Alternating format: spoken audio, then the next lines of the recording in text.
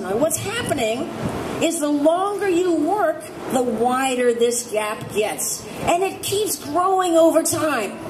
That's how the wage gap happens. And then you say, well, why did it happen? And you listen for a minute. Well, why it happened was about the biases and the stereotypes that are illegal, and that's discrimination. But you don't sue on it for the most part because you know it may stop your job, and you're not quite sure, so you blow by it, and you think you'll be paid fairly, but all that stuff is going on. And then listen for the other side of this, because it's not just discrimination, it's that we talk ourselves out of acting on our own behalf. And so we say, well, I can get by a little less, or oh, maybe I'm missing something. It's I. Don't go there.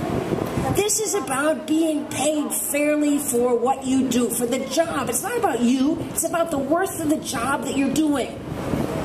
That's why it happens, and we have to make sure that we, in fact, act on our own behalf.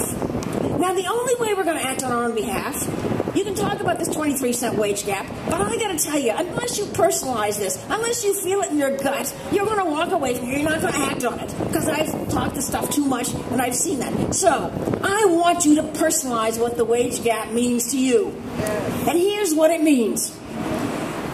If you're a young woman who just graduated from high school this spring in Chicago, or your sister or your aunt or one of your nieces just graduated from high school, this young woman is going to lose $700,000 over her lifetime compared to the young man right next to her, graduating at the same time.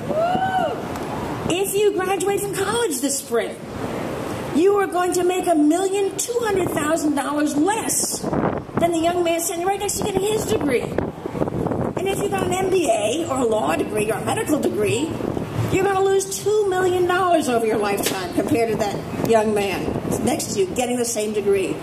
Not because you don't work hard, not because you don't earn it, but simply because you're a woman.